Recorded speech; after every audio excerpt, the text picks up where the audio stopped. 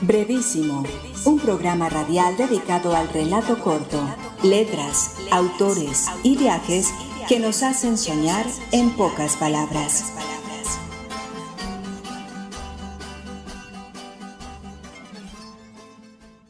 Hola, bienvenidos a una nueva emisión de Brevísimo, un programa dedicado a las formas breves de la literatura.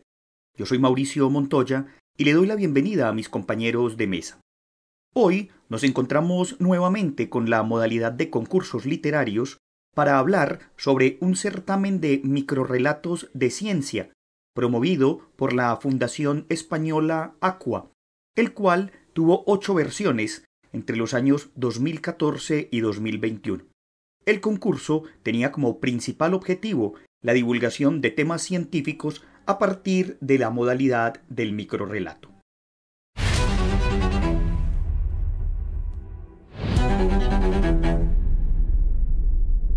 Primer Génesis, H2O, Love is in the Air, de Lucía Aznar Pascual. O era un solitario átomo que flotaba despreocupadamente en la atmósfera hasta que, curioso, se introdujo en una tormenta eléctrica. Allí se encontró con los divertidos gemelos H, y la atracción entre ellos fue inmediata. Rápidamente, un rayo lleno de energía los alcanzó, creando una chispa entre ellos y provocando la explosión que finalmente los unió para siempre. Así, una pequeña gota de agua surgió, completamente pura y cristalina. Sin embargo, agua ya no pudo nunca más flotar en la atmósfera. Por su peso cayó sobre la tierra, donde al golpear, creció y se multiplicó a través de los siglos.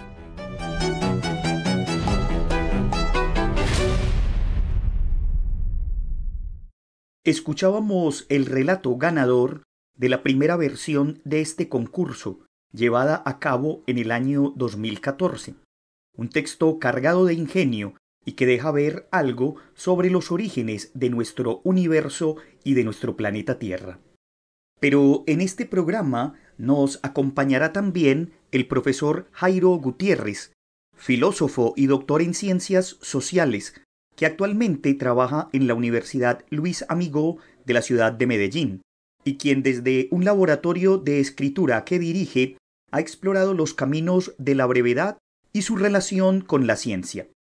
Dándole la bienvenida al profesor, nos gustaría que nos empezara contando un poco sobre ese proyecto llamado Scrilab. El Laboratorio de Escritura Científica y Creativa Scrilab es una iniciativa que surge del aula de clase, un curso que es escribir para publicar en investigación. Entonces las estrategias que empezaron a adaptarse, a mejorarse en ese curso, salieron del mismo y dieron lugar a Scrilab. Y luego de Scrilab surgió el curso Ciencia y Literatura, LabLit, que es un género de ficción con ciencia real, o sea, lo contrario de ciencia ficción. Y es en este curso donde el microrrelato científico, que es de lo que vamos a hablar, ha sido potencial para detonar aprendizajes de divulgación científica. Profe, hablemos de la relación entre la brevedad, especialmente el microrrelato y la ciencia. Los microrrelatos tienen un poder significativo para comunicar conceptos complejos en pocas líneas, de forma simple. Esta chispa permite acercar la ciencia de forma ágil, que sea más accesible para los estudiantes, para los colegas, los profes y para los interesados. La brevedad despierta curiosidad, obliga a ser precisos. Estas cualidades captan la atención, sobre todo ahora cuando el tiempo y la atención tienen muchos distractores. Entonces, al condensar ideas científicas en historias cortas, facilitan que personas de todas las edades y trasfondos se familiaricen con temas científicos sin sentir que sin sentir que son difíciles de entender. Y un ejemplo sería un microrrelato sobre, por ejemplo, el principio de incertidumbre de Heisenberg. Cuando una persona intenta recordar un sueño, entre más trata de fijar los detalles, más se le escapan. Entonces estas analogías breves hacen que el concepto se vuelva, digamos, personal y fácil de recordar. La copia. Rafael Alexis Álvarez. Soy el original, fue lo único que dijo en su defensa Marcus Stefanovic, ganador del Premio Nobel por descubrir que la clonación humana se acelera un 100% si se usa un gen que únicamente se encuentra en la médula del peroné, y que mediante un proceso químico puede convertir a una persona en la copia idéntica de aquel a quien se le extrae. Se veía en los videos de seguridad al momento de los asesinatos, por lo que su defensa acordó con la fiscalía que lo mejor sería mantenerlo detenido hasta que apareciera su supuesta copia. Escuchábamos un relato elegido entre los 50 mejores del concurso de la Fundación Aqua, en la versión del año 2015. Un texto que con gran maestría nos hace pensar sobre los impactos de la clonación. Profesor Jairo, hablemos ahora de autores que han sido referencia en esta relación entre el microrrelato, la brevedad y la ciencia. Hay unos muy mencionados que son principalmente en España, digamos que en lengua castellana está José María Merino, que también es académico de la Real Academia Española, reconocido por este género en particular, la Glorieta de los Fugitivos, una minificción completa, e incluye relatos que exploran esa relación entre temas científicos y filosóficos, y se considera que en este autor hay una teoría y una práctica del microrrelato. Otro es que se puede destacar Ginés Cutillas, también español, que ha publicado un texto conocido que es Lo breve y bueno, etcétera, decálogo práctico del microrrelato, y justamente es miembro de la revista Quimera de literatura, donde coordina la sección de microrrelato. Y en Colombia se destaca René Rebetés, de Subachoque, que incluso es considerado como el precursor de la ciencia ficción en Colombia, y fusiona este género en relatos breves. Por ejemplo, está Polvo de Estrellas, que dice: nació en la Tierra, pero nunca dejó de sentirse parte del cosmos. También es considerado Fernando González, en Pensamientos de un Viejo, como un texto que no solo tiene aforismos, digamos al estilo nietzscheano o Schopenhauer, sino que también en esa obra hay microrrelatos filosóficos, también un poco metafísicos, éticos y filosóficos en general. Son más conocidos estos autores, pero el maestro de ellos es Lichtenberg. Lichtenberg tiene sus cuadernos, son como unos breviarios, unos idearios, en los que son frases así sentenciosas, superpotentes, y fue el maestro de Nietzsche en ese género, y que ya llegando pues a nuestras latitudes está, cierto, como Nicolás Gómez Dávila, Escolios a un texto implícito, que es como, digamos, nuestro maestro del aforismo en Colombia, y seguramente que tendrá alcances en Latinoamérica. Pues aquí también tenemos pues autores que han cultivado ese género, y en filosofía ser sentenciosos es importante porque es el trabajo de las ideas, digamos, depuradas de mucha carga retórica, y para ser directos, para distribuir las ideas de forma clara, dándoles respiros y no abarrotados en parrafadas que cumplen como con esa idea de que extenso es igual a denso, o sea, ladrilludo. El aroma del amor, de John Javier Granada Aguilar. Subió alegremente hasta la cima de una montaña. Era un niño como de unos 12 años y llevaba una caja de cartón a cuestas. Al rato se sentó y empezó a jugar con las cosas que había llevado. Reía mucho. Me acerqué intrigado y señalando la caja, me dijo: inventé una máquina que irradia amor. Me senté junto a él, le ayudé a hacer varios ajustes, y el cielo brilló con más fuerza. Escuchábamos otro de los relatos ganadores de la versión del concurso del que estamos hablando hoy en brevísimo. Un texto elegido como ganador por el público en el año 2016 y con una bella dosis de ternura. Profe, cuéntenos un poco más del concurso de la Fundación Aqua y de otros concursos o actividades que existen y que trabajan esta relación entre la brevedad y la ciencia. Bueno, hay unos concursos, sobre todo en España, es coincidencia. Hace años ha existido el concurso de microrrelato científico de la Fundación Aqua de Madrid, que es pues Fundación del Agua, pero de divulgación científica, también tiene una sección. Y este concurso pues llegó hasta el 2021 con varias versiones.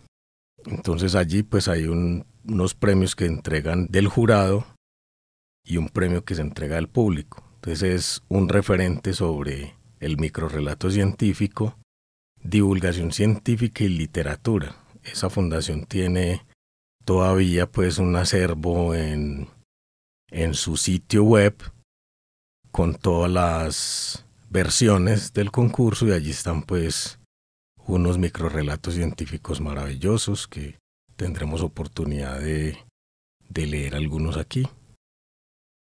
Además de estas fundaciones de divulgación científica, hay concursos internos de universidades que fomentan este género. Se pueden destacar, por ejemplo, la Universidad de Valladolid, el Colegio de Biólogos de Madrid.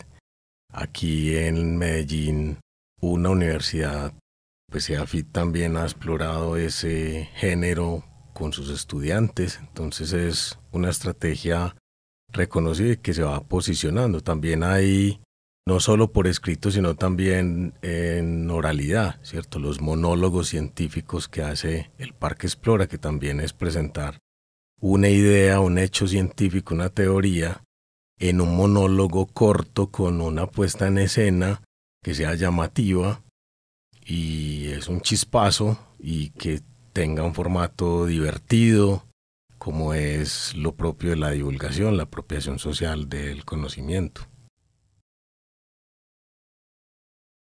Fuera de esa puesta en escena, también están en redes sociales. Esto está, por ejemplo, Shots de Ciencia, que es un grupo de periodistas y biólogos de divulgación científica, por supuesto. El periódico El País sacó un artículo recientemente que se llama Shots de Ciencia. En América Latina hay un síndrome del impostor científico. Entonces, por ejemplo, en clase nosotros arrancamos con un shot de ciencia, un chupito, un traguito de ciencia, que es un momentico en el que abrimos como la imaginación, nos dejamos sorprender y entramos ya en materia. Usted está escuchando Brevísimo, un programa para gente de pocas palabras.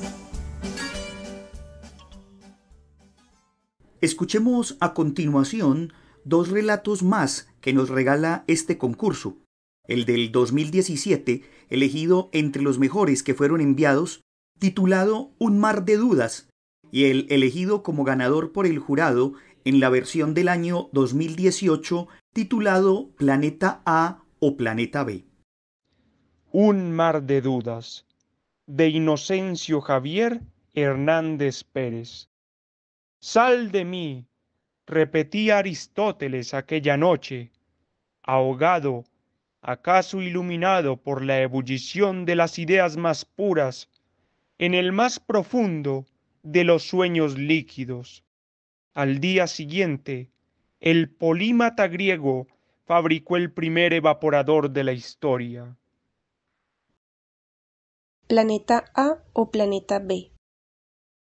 Ander Balsátegui Huldain. Informe en Planeta A. La cápsula prosigue su destino según los parámetros. Llegará al planeta en 2 días solares. Expulsará la simiente sobre su superficie y se espera que las especies enraícen y se desarrollen en 20 días solares. El entorno hostil quedará neutralizado. Informe en Planeta B. Se ha observado la llegada de objetos voladores no identificados. Han eyectado elementos biológicos sobre nuestra superficie y se han aferrado a ella con ímpetu. Roban substratos y elementos básicos como el agua y crecen peligrosamente. Necesidad de neutralizar este ataque hostil. Profe Jairo, hablemos de la relación de la brevedad con el sistema educativo y con las exigencias que tiene hoy por hoy la investigación. Bueno, pues el microrrelato en algo que se llama pedagogización literaria sirve para captar el interés inicial en temas científicos. Es una actividad práctica.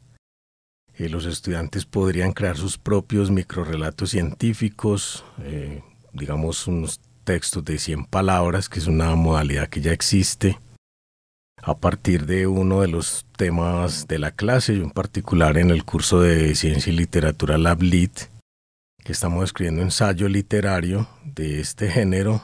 Uno de los ejercicios fue escribir ese ensayo en 100 palabras, con un inicio, con un problema y con un desenlace, como es pues esa triada que todos conocemos del relato. Entonces lograr condensar la idea que tienen del ensayo en unas pocas palabras permite tener ahí como un plan de trabajo. Y esto pues estimula la creatividad, los motiva a investigar, a comprender y por supuesto la capacidad de síntesis. Entonces, por ejemplo, podría escribirse un microrrelato desde el punto de vista del objeto estudiado, digamos, no el investigador que observa, sino que girarlo hacia el que es observado, que puede estar sintiendo de sentirse objeto de estudio. Podría ser una idea para un microrrelato de clase. La brevedad está presente en los informes de investigación, en los resúmenes analíticos. Tiene que caber en 150 250 palabras, que son realmente 4 frases. El objetivo general, la metodología, los resultados, las frases fuertes de los resultados y las frases fuertes de las conclusiones en ese límite de palabras que lo manejan los informes de investigación y los artículos científicos. Cada vez son más las revistas que exigen 150 palabras, entonces son 4 frasecitas en las que cabe toda una investigación. Eso implica un ejercicio de síntesis importante, de encapsular el sentido exacto de lo que se quiere divulgar de esa investigación. Y por otro lado hay estrategias como 3MT, que es tesis en 3 minutos, con una sola diapositiva, una sola infografía. Y es un concurso de la Universidad de Queensland que se ha extendido a las universidades de todo el mundo. Incluso aquí en Medellín hay varias universidades, incluyendo la Universidad Nacional, la de Antioquia, Bolivariana, y próximamente nosotros en el Laboratorio de Escritura vamos también a hacer 3MT en el doctorado en Educación de la universidad. Escuchemos ahora los relatos de las 3 últimas versiones de este concurso. El de 2019, premiado por el jurado y titulado Caminar sobre las aguas. El del 2020, llamado El fósil. Y el del 2021, titulado Físico sin pretenderlo. Ambos premiados por el público. Caminar sobre las aguas. María Zapata Clavería. El misterio de aquella criatura que se deslizaba sobre la charca fascinaba a Clara. La niña colocó la palma de la mano sobre la superficie del agua y presionó ligeramente, notando cómo la membrana acuosa cedía al contacto de la piel. ¿Cómo era posible para aquel insecto de largas patas el milagro de caminar sobre las aguas? Aunque muchos años después no lo recordara, aquella fue la primera pregunta que se formuló en su carrera como científica.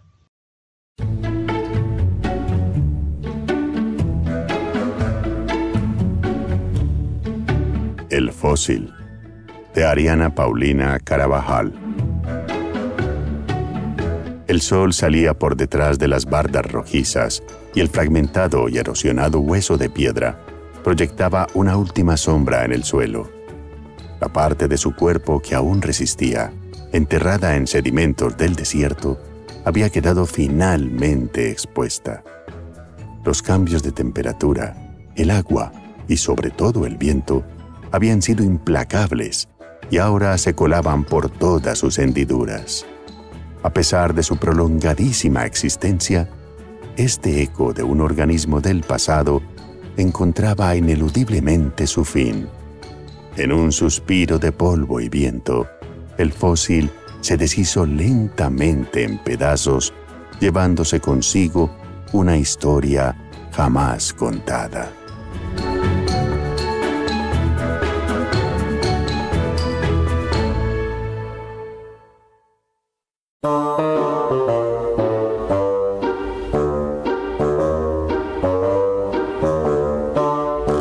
Físico sin pretenderlo, de Eloy Calvo Pérez. El joven James acababa de conocer que ha de superar un examen oral de matemáticas para certificar su ingreso en la Universidad de Manchester. El joven James se coloca en la cola equivocada y cuando llega hasta el profesor y éste le formula las preguntas, se da cuenta de que le están preguntando sobre física y no sobre matemáticas. El joven James piensa que resultaría engorroso explicar la equivocación y, además, el profesor le resulta interesante. Si el joven James Chadwick se hubiera cambiado de fila, el descubrimiento del neutrón tendría que haber esperado, y seguramente el Nobel.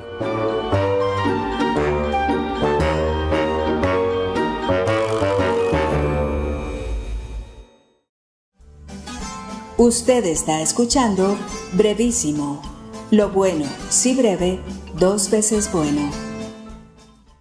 Profesor, finalmente háblenos de su participación en una de las versiones de Medellín en 100 palabras con un microrrelato titulado Eureka.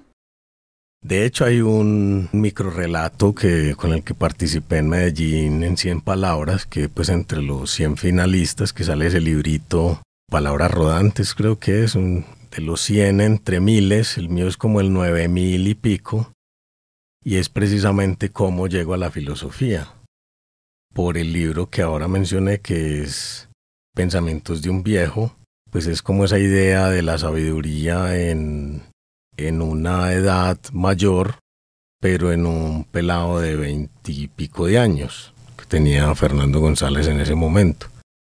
Entonces está ese micro relato que se llama Eureka en un charco, que podemos leerlo aquí en un momento. Eureka en un charco. Jairo Gutiérrez Avendaño.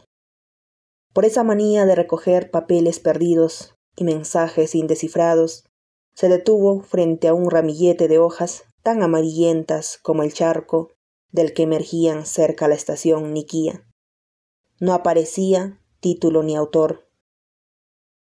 Se intrigó por aquel breviario de alegorías y sentencias. Trataba sobre la sensatez del loco, de una llaga lastimera aflorada en el cuerpo y otros avatares de la vida. Tardó en descubrir, por el mismo azar, que era el libro Pensamientos de un viejo, del brujo de otra parte, y cuando le preguntan qué lo llevó a estudiar filosofía, cuenta sobre su hallazgo del 98. Con esto entonces terminamos nuestro programa del día de hoy.